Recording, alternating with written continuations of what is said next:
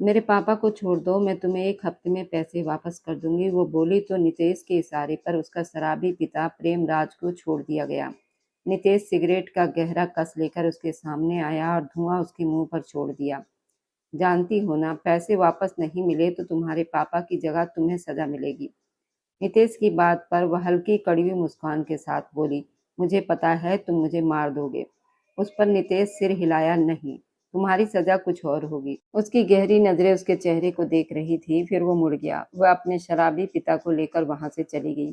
तभी नितेश ने अपने खास आदमी उपांशु को इशारा किया, इस लड़की पर नजर रखो और चाहे जितनी कोशिश करे, उसके पास पैसों का इंतजाम नहीं होना चाहिए। मुझे ये लड़की चाहिए। नितेश साहब, मुझे छोड़ दीजिए। मुझसे गलती हो गई है, मैं नशे में था, मुझे नहीं पता था मैं क्या कर रहा हूँ। प्रेमराज डर के मारे कांपते हुए फर्श पर घुटनों के बल बैठकर गिड़गिड़ा रहा था। उसके सामने लकड़ी की भारी मेज के पीछे नितेश आराम से कुर्सी पर बैठा था। उसके हाथ में सिगरेट थी और धुआं ऊपर उठ रहा था। उसकी गहरी आंखें प्रेमराज के चेहरे पर टिकी हुई थी। उसने एक कस लिया और धीरे से धुआं प्रेमराज के चेहरे पर छोड़ा, जिससे उसे खांसी होने लगी। गलती, नितेश की आवाज धीमी लेकिन कड़वी थी। प्रेमराज, तुम मेरे घर में 10 साल से काम कर रहे हो। तुम्हें पता होना चाहिए था कि मेरे घर से सुई भी गायब हो जाए तो उसका हिसाब खून से लिया जाता है, और तुमने तो लाखों रुपए चुरा लिए। प्रेमराज बोला, ये मेरी मजबूरी थी साहब, मुझ पर बहुत कर्ज था, तो वे लोग मुझे मारने वाले थे। वह उसके पैर छूने लगा, लेकिन नितेश ने पैर पीछे खींच लिया। तभी कमरे का दरवाजा जोर से खुला और गार्ड एक लड़की को अंदर ले आए, जो बारिश में पूरी तरह भीगी हुई थी। ये चंचल थी। उसके सिर से दुपट्टा सरक गया था, चेहरा बारिश और आंसुओं से भीग गया था, लेकिन उसकी आंखों में हिम्मत थी। अपने पिता को इस हालत में देखकर उसका दिल टूट गया, लेकिन उसने खुद को संभाला। पापा, वह चिल्लाई और भागकर प्रेमराज के पास पहुंची। नितेश ने पहली बार कुर्सी छोड़ी और सीधा बैठ गया। उसकी नजर चंचल पर पड़ी, जो अपने पिता के सामने ढाल बनकर खड़ी थी। तो तुम हो इसकी बड़ी बेटी चंचल, उसने कहा। सुना है तुम फोन ऑपरेटर हो, समझदार हो, लेकिन तुम्हारा पिता बहुत गलत निकला। चंचल ने उसकी आंखों में देखते हुए कहा, मेरे पापा को छोड़ दीजिए नितेश साहब, जो भी उन्होंने किया है उसकी भरपाई मैं करूंगी। नितेश मुस्कुराया और उसके पास आ गया। बारिश से भीगी चंचल की खुशबू और सिगरेट की गंध हवा में मिल रही थी। भरपाई, उसने कहा, तुम्हारे पिता ने 1,16,000 रुपए चुराए हैं। क्या तुम्हें पता है इतनी रकम जुटाने में कितना समय लगता है? चंचल ने हिम्मत करके कहा, मुझे पता है ये बहुत बड़ी रकम है, लेकिन मैं वादा करती हूँ 1 हफ्ते में पैसे लौटा दूंगी। बस मेरे पापा को छोड़ दीजिए। उनकी हालत देखिए। नितेश ने प्रेमराज की तरफ देखा, जो बेहोशी की हालत में पड़ा था। फिर चंचल की आंखों में देखा। 1 हफ्ता, उसने धीरे से कहा, ठीक है, मैं तुम्हें 1 हफ्ता देता हूँ। उसने गार्ड को इशारा किया। प्रेमराज को छोड़ दिया गया। प्रेमराज लड़खड़ाते हुए उठा और चंचल ने उसे संभाला। नितेश ने सिगरेट का आखिरी कस लिया और उसके सामने आकर धुआं उसके चेहरे पर छोड़ा। चंचल की आंखों में जलन हुई, लेकिन उसने आंख नहीं झपकाई। याद रखना, अगर 1 हफ्ते में पैसे नहीं मिले तो तुम्हें सजा मिलेगी। मैं कोई दान संस्था नहीं चलाता। चंचल मुस्कुराई और बोली, मुझे पता है तुम मुझे मार दोगे। नितेश ने सिर हिलाया, नहीं, तुम्हारी सजा कुछ और होगी। मौत बहुत आसान है, मैं तुम्हें ऐसी सजा दूंगा जो तुम जिंदगी भर नहीं भूलोगी। चंचल ने उसकी आंखों में गलत इरादे देख लिया और कांप गई। वह अपने पिता को लेकर बाहर चली गई। नितेश खिड़की के पास खड़ा उसे बारिश में जाता देख रहा था। थोड़ी देर के बाद उपांशु अंदर आया और बोला, क्या आपको लगता है वो पैसे जुटा पाएगी? नितेश मुस्कुराया, नहीं, और मैं चाहता भी यही हूँ। फिर बोला, इस पर नजर रखो, इसके सारे रास्ते बंद कर दो, इसे पैसे नहीं मिलने चाहिए, मुझे ये लड़की चाहिए। बिजली चमकी और उसके चेहरे पर जुनून साफ दिख रहा था। उसने मेज से चंचल का गिरा हुआ रुमाल उठाया, सूंघा और जेब में रख लिया। खेल अब शुरू हुआ है। शाम को चंचल के छोटे से घर में घुटन भरी गर्मी थी। पंखा भी गर्म हवा दे रहा था। वह रसोई में बैठी आटे का डिब्बा देख रही थी, जो लगभग खाली था। सामने उसकी 3 छोटी बहनें हेमा, निर्मता, रंजीता एक चारपाई पर सो रही थी। उन्हें देखकर उसकी आंखें भर आई, लेकिन उसने खुद को संभाल लिया। उसका पिता प्रेमराज एक कोने में पड़ा खर्राटे ले रहा था। चंचल ने धीरे से कहा, 15 लाख। ये रकम उसके लिए पहाड़ जैसी थी, लेकिन उसे कुछ भी करके पैसे जुटाने थे। अगले दिन वह ऑफिस में बैठी थी, फोन पर काम कर रही थी, लेकिन उसका ध्यान कहीं और था। तभी उसकी सहकर्मी रिधि आई और बोली, क्या हुआ, तुम परेशान लग रही हो? चंचल ने पूछा, क्या कंपनी एडवांस सैलरी या लोन दे सकती है? रिधि ने कहा, मैनेजर बहुत सख्त है, पिछली बार लिपि को भी मना कर दिया था। तभी चंचल की नज़र बाहर खड़ी काली गाड़ी पर पड़ी। उसे लगा उसमें नितेश बैठा है। दूसरी तरफ नितेश गाड़ी में बैठा उसे देख ही रहा था। उसने उपांशु से कहा, देखो वह कहाँ जा रही है। थोड़ी देर के बाद उपांशु ने बताया, वो बैंक में अपने रिश्तेदार से मदद मांगने गई थी, लेकिन हमने पहले ही बात कर ली थी, उसे खाली हाथ लौटना पड़ा। नितेश के चेहरे पर संतुष्टि भरी मुस्कान आ गई। अच्छी बात है, उसे लगना चाहिए कि दुनिया के सारे रास्ते बंद हो चुके हैं। जब इंसान के पास कोई रास्ता नहीं बचता तभी वो उसी रास्ते पर चलता है जो उसे दिखाया जाता है। नितेश के चेहरे पर एक ठंडी और चालाक मुस्कान थी। चंचल बस स्टॉप पर अकेली खड़ी थी। बारिश के बाद की ठंडी नमी हवा में थी। वह थक चुकी थी, टूट चुकी थी। आज उसने 5 जगहों पर जाकर पैसे मांगे थे, लेकिन हर जगह उसे मना कर दिया गया। उसे ऐसा लग रहा था जैसे कोई अदृश्य ताकत उसे हर मदद से दूर कर रही है। तभी एक काली गाड़ी उसके सामने आकर रुकी। शीशा धीरे से नीचे हुआ और नितेश का आकर्षक लेकिन घमंडी चेहरा सामने आया। तीसरा दिन खत्म हो रहा है, मिस चंचल। नितेश की आवाज रात की खामोशी में गूंजी। पैसे का इंतजाम कितना हुआ? चंचल ने अपने हाथ कस लिए और बोली, अभी समय बाकी है नितेश साहब, मैंने आपसे 1 हफ्ता मांगा है।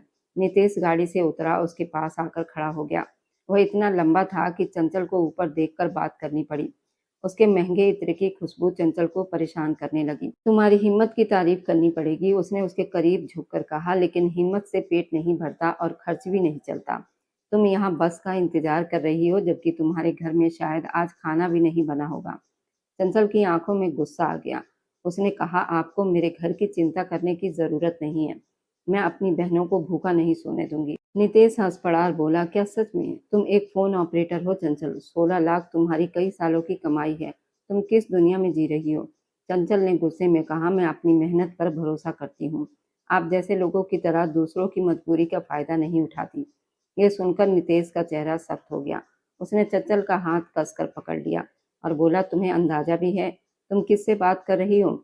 मैं चाहूँ तो अभी तुम्हारे पापा को पुलिस के हवाले कर दूं और तुम्हारा घर बिकवा दूं। चंचल ने बिना डरे उसकी आंखों में देखते हुए कहा, कर दीजिए। जेल जाना इस अपमान से बेहतर है जो आप रोज मुझे दिखाते हैं। नितेश ने उसे छोड़ दिया।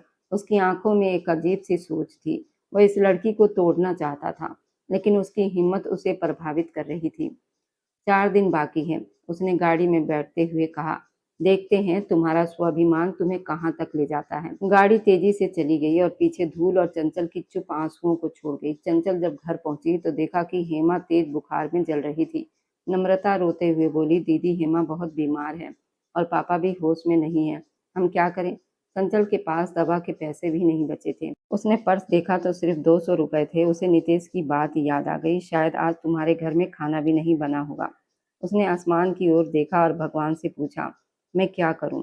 एक तरफ पापा की गलती और दूसरी तरफ मेरी बहनों की जिंदगी। तभी बाहर गाड़ी रुकने की आवाज आई। चंचल ने खिड़की से देखा, वही काली गाड़ी थी।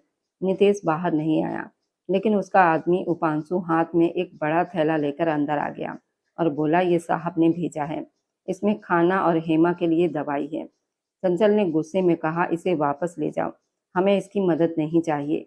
उपांशु रुका और बोला, साहब ने कहा था अगर आप मना करें तो बता दूं, ये मदद नहीं बल्कि आपके पापा के कर्ज में और जुड़ जाएगा। वह चला गया और चंचल वहीं खड़ी रह गई। नितेश उसे एक ऐसे जाल में फंसा रहा था जहां से निकलने का रास्ता उस तक जाता था। उसने अपनी तड़पती बहनों को देखा और फिर दवाई वाले थैले को।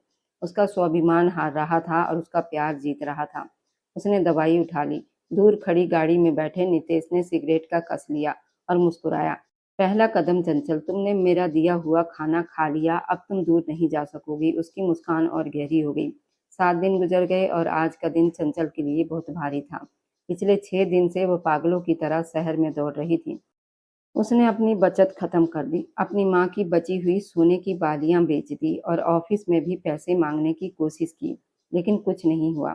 16 लाख की रकम अब भी दूर थी।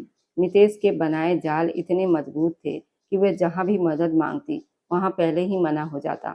वह अपने घर के आंगन में बैठकर आसमान देख रही थी। उसका पिता प्रेमराज अब थोड़ा होश में था, लेकिन शर्म के कारण उसने नजरें नहीं मिला पा रहा था।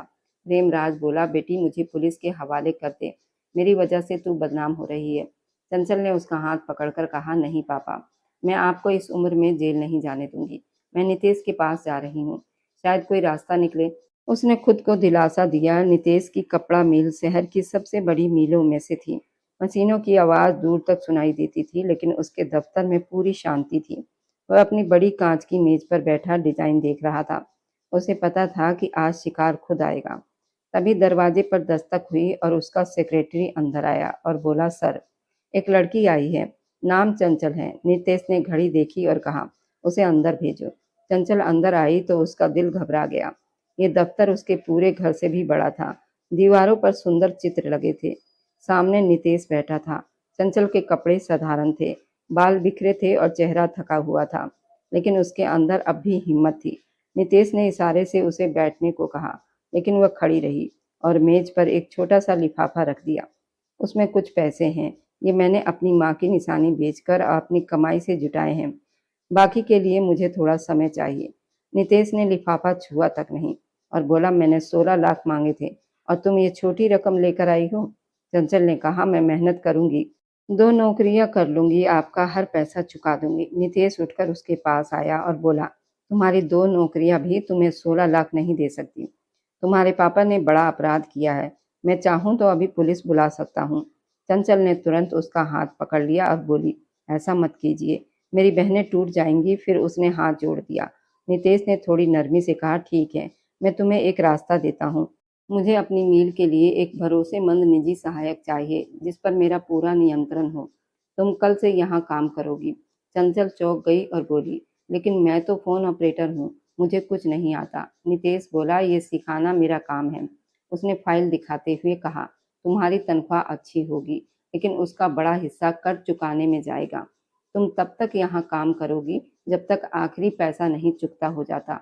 चंचल को इस सौदे की गहराई समझ नहीं आई। उसने पूछा, सिर्फ काम?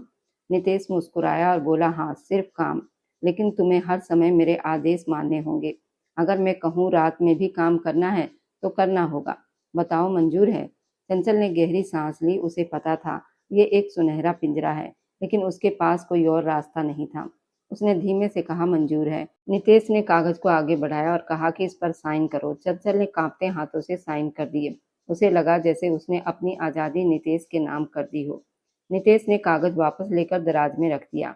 कल सुबह 9 बजे तुम्हें यहाँ होना है। और हाँ, ये वापस ले जाओ। अपनी बहनों के लिए अच्छा खाना ले जाना और अपने पापा के लिए दवाइयाँ भी।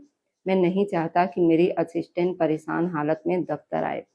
चंचल ने लिफाफा उठाया। उसकी आंखों में आंसू थे, लेकिन वह उन्हें बहने नहीं देना चाहती थी। वह मुड़ी और तेजी से बाहर निकल गई। नितेश खिड़की के पास जाकर खड़ा हो गया और नीचे सड़क पर चंचल को जाते हुए देखने लगा। उसकी चाल पहले जैसी तेज नहीं थी, लेकिन उसका सिर अब भी ऊंचा था। तुमने सोचा होगा चंचल कि तुमने कर्ज की जंजीर पहनी है। नितेश ने शीशे पर जमी धुंध साफ करते हुए धीरे से कहा, लेकिन सच ये है कि तुमने मेरे दिल तक आने का रास्ता खोल दिया है। अब तुम हर समय मेरे सामने रहोगी और मैं देखूंगा कि तुम कब तक मुझसे नफरत करती हो। कमरे में चल रही ठंडी हवा भी उसके अंदर की गर्मी को कम नहीं कर पा रही थी। उसी रात नितेश का बड़ा घर रोशनी से चमक रहा था। बगीचे में सफेद और सुंदर पर्दे लगे थे और चारों तरफ खाने की खुशबू फैली हुई थी। ये नितेश की सौतेली माँ अंबिका का योजना था। उसने अपने बेटे गौतम और बेटी नील के लिए लोगों से मेलजोल बढ़ाने के लिए एक छोटी पार्टी रखी गई थी। चंचल वहां मेहमान बनकर नहीं, बल्कि नितेश के कहने पर आई थी। उसे कुछ जरूरी फाइलों पर विकास शर्मा जी के हस्ताक्षर करवाने थे, जो घर पर ही मौजूद थे। चंचल ने हल्के गुलाबी रंग का साधारण सूती सलवार सूट पहन रखा था। बाल ठीक से कंधे पर थे और हाथों में फाइल का बैग था। जब वो उस बड़े और शानदार घर के दरवाजे पर पहुंची तो उसे अपनी स्थिति का एहसास हुआ। वहां मौजूद हर वक्त महंगे कपड़े और गहनों में सजा हुआ था। तभी एक कड़क आवाज आई, तुम कौन हो और यहाँ क्या कर रही हो? ये अंबिका थी, जिसके चेहरे पर भारी मेकअप था और नजरों में साफ घमंड दिख रहा था। चंचल ने सिर झुकाकर कहा, मैं नितेश सर की असिस्टेंट हूँ, कुछ फाइलों पर विकास शर्मा के साइन करवाने आई हूँ। अंबिका ने उसे ऊपर से नीचे तक ध्यान से देखा और बोली, तुम वही हो जिसे नितेश ने अपनी मील में काम पर रखा हुआ है। सुना है तुम्हारे पापा ने चोरी की थी, इसलिए तुम्हें यहाँ काम करना पड़ रहा है। चंचल का चेहरा गुस्से से लाल हो गया, लेकिन उसने खुद को संभाला और बोली, मेरे पापा एक अच्छे इंसान हैं और मैं यहाँ सिर्फ काम करने आई हूँ। अंबिका पास आकर बोली, तुम्हारी जुबान बहुत चलती है। नितेश को तुम पर दया आ गई होगी, लेकिन मुझे नहीं। याद रखना, इस घर में रहना तुम्हारे लिए आसान नहीं होगा। तभी पार्टी शुरू हो गई, लेकिन नितेश अभी तक नहीं आया था। अंबिका ने अपने बेटे गौतमी को इशारा किया और धीरे से बोली, ये लड़की नितेश के बहुत करीब आ रही है। इसे सबक सिखाना होगा, नहीं तो ये आगे चलकर हमारे हिस्से पर भी नजर डाल सकती है। गौतमी मुस्कुराया और बोला, आप चिंता मत करो, अभी इसका तमाशा बनाते हैं। चंचल एक मेज के पास खड़ी विकास शर्मा का इंतजार कर रही थी। तभी अंबिका ने चुपके से अपना हीरे का कंगन मेज पर रखा और फिर उसे नीचे गिरा दिया और जोर से चिल्लाई, मेरा कंगन कहाँ गया? अभी तो यहीं था। सब लोग इकट्ठा हो गए। अंबिका ने सीधे चंचल की तरफ देखा और बोली, तुम यहीं खड़ी थी? अपना बैग दिखाओ। चंचल हैरान रह गई और बोली, मैंने कुछ नहीं लिया। तभी नील आगे बढ़ा, उसके हाथ से बैग छीनने लगा। बैग गिरा और फाइल नीचे फैल गई। उन्हीं के बीच कंगन भी गिर गया। सब लोग चंचल को घूरने लगे। अंबिका बोली, देखा, चोरी करने वाले की बेटी भी चोरी करती है, पुलिस को बुलाओ। चंचल रोने लगी और बोली, मैंने नहीं लिया, मुझे नहीं पता ये कैसे आया। तभी एक तेज आवाज आई, पुलिस बुलाने की जरूरत नहीं है।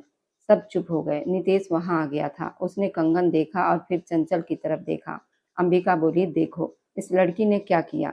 लेकिन नितेश ने उसकी बात अनसुनी कर दी और अपने फोन से कैमरे की रिकॉर्डिंग मंगवाई।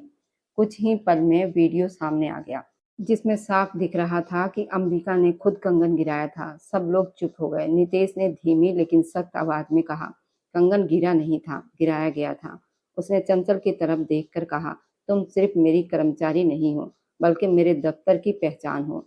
तुम्हारे ऊपर आरोप लगाना मेरे ऊपर सवाल उठाने जैसा ही है। फिर उसने अंबिका की तरफ देखा और कहा, ये घर मेरे पिता का है और यहाँ के फैसले मैं करता हूँ। अगर दोबारा चंचल का अपमान हुआ तो मैं रिश्ते भूल जाऊंगा। विकास शर्मा भी आ गए और बोले, तुम एक लड़की के लिए अपनी माँ का अपमान कर रहे हो? नितेश बोला, मैं अपमान नहीं कर रहा, सच बता रहा हूँ। फिर उसने चंचल की फाइल उठाकर उसे दी और कहा, चलो, यहाँ रुकने की जरूरत नहीं है। चंचल को यकीन नहीं हो रहा था, नितेश आज उसके लिए खड़ा हो गया है। वह गाड़ी में बैठी और चुपचाप रोती रही। नितेश ने कहा, रोना बंद करो, मैंने तुम्हारी मदद कोई एहसान करने के लिए नहीं की है, मैं सिर्फ घर का झगड़ा खत्म करना चाहता था। चंचल ने आंसू पोंछे और कहा, फिर भी धन्यवाद, आप चुप रह सकते थे। नितेश बोला, मैंने तुम्हें कर्ज के बदले रखा है और जब तक कर्ज खत्म नहीं होता तुम मेरी जिम्मेदारी हो। कोई तुम्हें नुकसान नहीं पहुंचा सकता, यहाँ तक कि मेरा परिवार भी नहीं। चंचल को लगा नितेश के अंदर कुछ और भी है जो उसे समझ नहीं आ रहा। उसने पूछा, आपने अपनी माँ से ऐसा क्यों कहा? नितेश ने स्टेयरिंग कसकर पकड़ा और बोला, वो मेरी असली माँ नहीं है। मेरी माँ मुझे बचपन में छोड़ गई थी। इस घर में कोई किसी का नहीं है, यहाँ सिर्फ पैसा और ताकत मायने रखते हैं। चंचल चुप हो गई। उसे एहसास हुआ कि ये बड़ा घर अंदर से खाली है। गाड़ी उसके छोटे घर के सामने रुकी। उतरते समय चंचल ने कहा, आपने आज मेरी इज्जत बचाई, मैं इसे नहीं भूलूंगी। नितेश ने कुछ नहीं कहा, वह चुपचाप देखता रहा। चंचल के जाने के बाद उसने आंखें बंद कर ली और धीरे से कहा, मुझे धन्यवाद मत कहो चंचल, क्योंकि मुझे खुद भी नहीं पता मैं तुम्हारी रक्षा कर रहा हूँ या तुम्हें अपनी दुनिया में कैद कर रहा हूँ। रात के 2 बजे अस्पताल में चंचल बहुत परेशान थी। उसकी छोटी बहन हेमा को अचानक गंभीर पेट का संक्रमण हो गया था और डॉक्टर ने तुरंत ऑपरेशन की बात कह दी थी, जिसके लिए बहुत पैसे चाहिए थे। चंचल अस्पताल के फर्श पर बैठी रो रही थी, क्योंकि उसके पास अब कुछ भी नहीं बचा था। तभी उसे अपने कंधे पर एक मजबूत हाथ महसूस हुआ। उसने ऊपर देखा तो सामने नितेश खड़ा था। उसके चेहरे पर थकान और चिंता साफ दिख रही थी। हेमा कैसी है? नितेश ने धीरे से पूछा। वह ठीक नहीं है, डॉक्टर कह रहे हैं। अगर अभी इलाज शुरू नहीं हुआ तो चंचल की आवाज रोने में टूट गई। नितेश साहब, मैं अब आपसे और पैसे नहीं मांग सकती, लेकिन मेरी बहन की जान का सवाल है। नितेश ने उसे आगे बोलने ही नहीं दिया। मैंने सारा खर्च दे दिया है चंचल, सबसे अच्छे डॉक्टर उसका इलाज कर रहे हैं, उसे कुछ नहीं होगा। चंचल हैरानी से उसे देखने लगी और बोली, आप मेरे लिए इतना सब कुछ क्यों कर रहे हैं? मैं तो सिर्फ आपकी कर्जदार कर्मचारी हूँ। नितेश ने गहरी सांस ली और उसके पास बेंच पर बैठ गया। तुम्हें लगता है मैं सिर्फ एक कठोर व्यापारी हूँ ना? उसने सामने दीवार पर लगी पेंटिंग को देखते हुए कहा, जब मैं छोटा था मेरी माँ मुझे छोड़कर चली गई थी। मेरे पापा ने दूसरी शादी कर ली। मैं इस घर में एक अतिरिक्त इंसान बनकर रह गया। किसी ने कभी मुझसे नहीं पूछा कि मैं कैसा हूँ। सबको सिर्फ मेरी सफलता से मतलब था।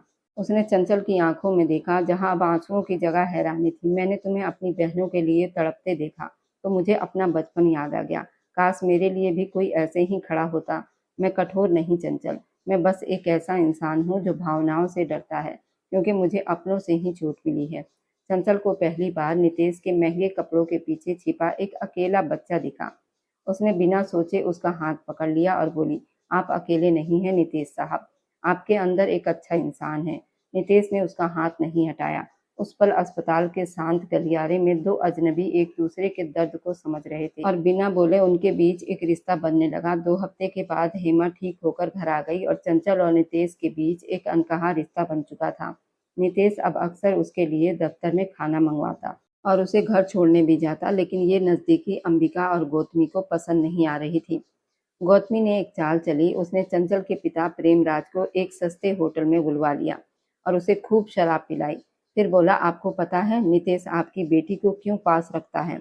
वह उसे गलत नज़र से देखता है और आपको जेल भेजने की धमकी देता है। अगर आप उसके खिलाफ शिकायत कर देते तो आपको बहुत पैसे मिल सकते हैं और आपका कर्ज भी खत्म हो जाएगा। नशे में डूबे प्रेमराज उसकी बातों में आ गए और एक कागज पर हस्ताक्षर कर दिए जो गौतमी ने उनके सामने रखा था। अगले दिन जब नितेश अपने दफ्तर में बैठा था तो उपांशु ने एक फाइल उसके सामने रखी और बोला, सर ये देखिए, चंचल के पिता ने आपके खिलाफ शिकायत दर्ज करवाई है। आप उनकी बेटी को ब्लैकमेल कर रहे हैं। नितेश का चेहरा गुस्से से बदल गया और बोला, ये कैसे हो सकता है? उपांशु ने कहा, इसमें उसके हस्ताक्षर भी हैं और ये भी लिखा है कि चंचल ने खुद बताया है कि आप उसे जबरदस्ती अपने पास रखते हैं। उसी समय चंचल मुस्कुराती हुई अंदर आई और उसके लिए कॉफी लाई। नितेश ने गुस्से में फाइल उसकी तरफ फेंक दी और बोला, ये क्या है चंचल? उसने कांपते हाथों से फाइल उठाई और जैसे ही पढ़ा उसके पैरों तले से जमीन खिसक गई। ये झूठ है, मेरे पापा ऐसा नहीं कर सकते। नितेश साहब मुझ पर विश्वास कीजिए, मुझे कुछ नहीं पता। नितेश गुस्से में उसके पास आया और बोला, झूठ? मैंने तुम पर भरोसा किया, तुम्हारी बहन का इलाज करवाया और तुमने मेरे खिलाफ ये साजिश की ताकि कर्ज माफ हो जाए? चंचल रोते हुए बोली, मैंने ऐसा कुछ नहीं किया। वह उसके पैरों के पास बैठ गई, लेकिन नितेश ने उसे दूर कर दिया और बोला, ये नाटक बंद करो, तुम भी अपने पापा की तरह धोखेबाज हो। उसने चेक बुक उठाई और एक चेक फाड़कर उसके सामने फेंक दिया। ये लो 16 लाख और मेरी नजरों से दूर हो जाओ।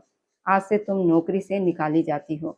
चंचल ने आंसू पोंछे और चेक उठाकर वापस मेज पर रख दिया और बोली, मुझे आपके पैसों की जरूरत नहीं है। आपने मेरा नहीं बल्कि मेरे विश्वास का अपमान किया है। मैंने सोचा था आपके अंदर दिल है, लेकिन आप सिर्फ हिसाब जानते हैं।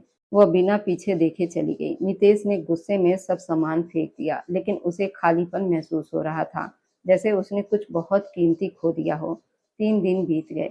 नितेश की जिंदगी जैसे रुक गई। उसे हर जगह चंचल की याद आ रही थी। तभी उसके पिता विकास शर्मा एक लिफाफा लेकर आए और बोले, ये चंचल छोड़कर गई है। नितेश ने खोला तो उसमें 16 लाख की रसीद और उसकी सारी बचत का हिसाब था। साथ में एक पत्र था जिसमें लिखा था, उसने पूरा कर्ज चुकता कर दिया है। ये पढ़कर नितेश को झटका लगा। फिर उसके पिता ने बताया कि गौतमी और अंबिका ने ये सब साजिश की थी। नितेश तुरंत गुस्से में वहां से निकला और चंचल के घर पहुंचा, लेकिन वहां निर्मता ने रोते हुए बताया, पुलिस प्रेमराज को पकड़कर ले गई है और चंचल उन्हें छुड़ाने गई है। नितेश तुरंत थाने पहुंचा जहां चंचल रो रही थी और पुलिस से विनती कर रही थी। तभी नितेश ने जोर से कहा, ये मामला अभी खत्म करो। उसने पुलिस को आदेश दिया और प्रेमराज को छोड़ दिया गया। चंचल ने अपने पापा को संभाला और फिर नितेश की तरफ देखा और बोली, आपने ये क्यों किया? नितेश ने पछतावे से कहा, मुझे सब सच पता चल गया है।